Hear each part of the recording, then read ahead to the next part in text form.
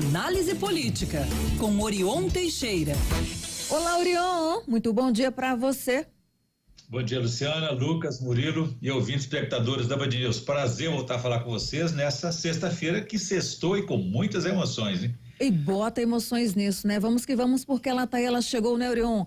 A sexta-feira, a gente encerra uma semana, encerra um mês, encerra com uma data muito simbólica, inclusive, né? Em Belo Horizonte, mas a gente fala sobre isso daqui a pouco, porque o assunto agora é a troca, né? De digamos, secretários do governo Zema. Como é que você avalia a troca ocorrida ao longo desta semana, as consequências dela, hein, Orion? Luciana, desastrada e desastrosa, né? No início da semana a gente alertou aqui sobre a tensão e a importância que essa semana teria para o governo Zema, que terminou antes da hora a semana.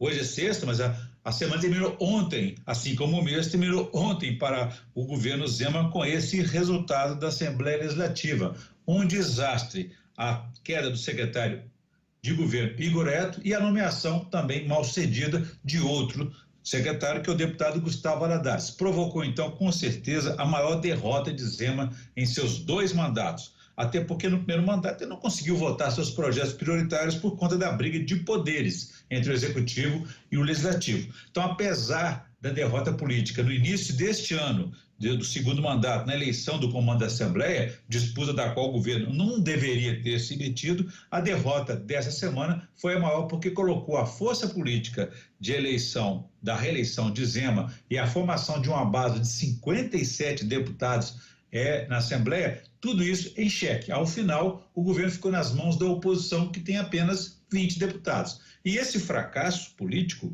dessa vez, veio acompanhado de um enorme prejuízo, 15 bilhões de reais, para ser mais exato, na versão contábil do governo.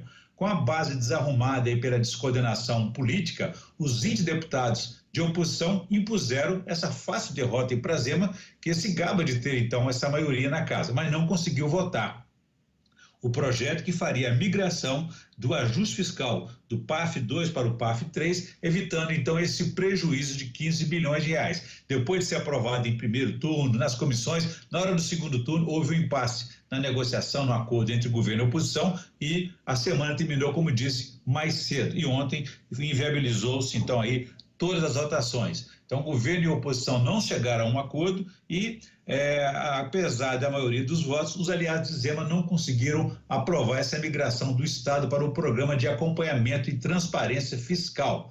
Nessa trombada também ficou de fora o reajuste de 12,8% para os professores e servidores da educação, que seria aquele reajuste do vencimento básico para aproximá-lo do piso nacional da educação. Então, detalhe, havia prazo até ontem, né, para que esse PAF 2, esse projeto fosse aprovado. Como não foi, o governo mineiro terá que pagar, então, 15 bilhões de reais à vista ao governo federal, e como tem feito ultimamente, quando tromba com a Assembleia, Zema deverá recorrer ao judiciário novamente para evitar esse prejuízo. Trombadas, né? Tromba. Orion, agora a questão de futurologia, imagino eu que não é o seu forte, obviamente, porque se você estivesse adivinhando o futuro, a gente ia te perguntar os números da Mega Sena que serão sorteados neste sábado. Mas vamos lá. Com a sua análise, hein? O que a gente pode pelo menos assim vislumbrar ou visualizar aí para o futuro com essa movimentação, essa troca toda? Pois é, Luciana, mas o futuro próximo dá para a gente até avaliar o que pode estar acontecendo, que pode acontecer na próxima segunda-feira, por exemplo, né? Ou o governo vai recorrer, então, à justiça, como tem feito quando tromba com a Assembleia, né? Para não pagar esses 15 bilhões e ganhar um tempinho a mais aí. Agora, se tiver que pagar e contar com o dinheiro em caixa, outros projetos ficarão adiados, afetados. Caso contrário, se tiver que pagar e não ter esse saldo em conta, poderá afetar, por exemplo, até o pagamento em dia dos salários dos servidores públicos. O governo não reconhece as suas derrotas, seus próprios erros, a desorganização de sua base. Então restou aos governistas culpar a oposição, que é minoria na casa. O fato é que o governo enviou um projeto, esse da regularização do ajuste fiscal com o governo federal, muito em cima da hora, apenas no início de junho. Não houve um tempo hábil para, por exemplo, enfrentar essa obstrução que faz a oposição, que tem apenas 20 votos. Com isso aí, temos esse impasse essa dificuldade do governo que ainda troca o secretário na semana mais importante do ano de suas votações. Bom, Orion, então a gente fica por aqui, mas voltaremos a nos falar em julho, ou seja, próxima segunda-feira, combinado?